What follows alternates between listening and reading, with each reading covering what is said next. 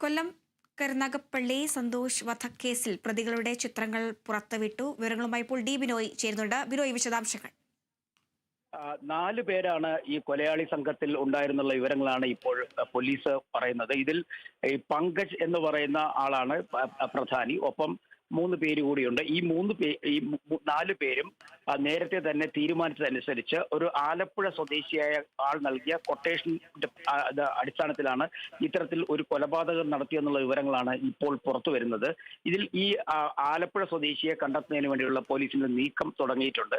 ഈ 4 പേരും, ഈ പ്രതികളായ 4 പേരും ഇപ്പോൾ ഒളിവിലാണ്. ഈ 4 പേരെ കണ്ടെത്തുവാനുള്ള ശ്രമങ്ങൾ പോലീസ് നടത്തുന്നുണ്ട്. കാരണം ഇവർ സംസ്ഥാനം വിട്ട് പുറത്തേക്ക് പോയി എന്നുള്ള വിവരങ്ങളും പോലീസിന് ലഭ്യമായിട്ടുണ്ട്. ഒപ്പം ഈ കാറിന്റെ ഓണറെ അല്ലെങ്കിൽ കാറിന്റെ ഉടമയെ കണ്ടെത്തുന്നതിന് വേണ്ടിയുള്ള നീക്കവും പോലീസ് ആരംഭിച്ചിട്ടുണ്ട്. ഒരു ഇന്നോവ കാറിലായിരുന്നു ഈ സംഘം എത്തിയത്. അതിദാരുണമായ കൊലപാതകം എന്ന് തന്നെയാണ് പോലീസ് പറയുന്നത്.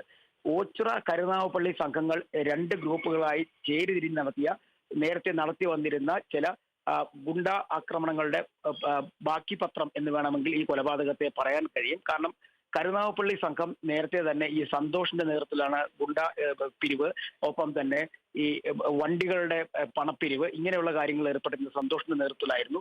പങ്കജിന്റെ നേതൃത്വത്തിലായിരുന്നു ഓച്ചിറ എന്നുള്ള സംഘവും പണപ്പിരിവ് നടത്തിയിരുന്നത്. ഈ 2 സംഘങ്ങളും പണ്ട് 2020 വരെ ഒരുമിച്ചായിരുന്നു. അതിനുശേഷമായിരുന്നു ഇവർ വേർതിരിഞ്ഞത്. ആ വേർതിരിഞ്ഞത് പിന്നീട് വലിയ തരത്തിലുള്ള സംഘർഷങ്ങൾക്ക് വഴിവെച്ചിരുന്നു. ഈ സന്തോഷ് 2024 ഈ പങ്കജിനെ കൊല ചെയ്യുന്നതിന് വേണ്ടി ശ്രമം നടത്തിയിരുന്നു. പങ്കജിനെ കത്തി ഉപയോഗിച്ച് കുത്തിയിരുന്നു. അന്ന് പരിക്കേറ്റ പങ്കജിന് ആശുപത്രിയിലാവുകയും പിന്നീട് സന്തോഷ് ജയിലിൽ പോവുകയും ചെയ്തിരുന്നു.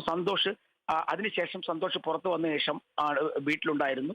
സന്തോഷ് നേതൃത്വത്തിലുള്ള ഗുണ്ടാ സംഘത്തിൽ ആൾബലം കുറവായിരുന്നു. അതേസമയം പങ്കജ് പുറത്തു നിന്ന് കുറച്ച് ആളുകളെ കൂടി സംഘടിപ്പിച്ചു കൊണ്ടുവന്നാണ്, 4 പേരെ കൂടി സംഘടിപ്പിച്ചു കൊണ്ടുവന്നാണ് ഈ കൊലപാതകം നടത്തിയതെന്നാണ് പറയുന്നത്. ഒപ്പം ഇന്നലത്തെ കൊലപാതകത്തിൽ ദാരുണം എന്ന് പറയാൻ ഈ സന്തോഷിന്റെ മരണം ഉറപ്പാക്കിയതിനു ശേഷം മൃതശരീരത്തിൽ നിന്നും കാല് വെട്ടി മാറ്റി എന്നും പോലീസ് പറയുന്നുണ്ട്.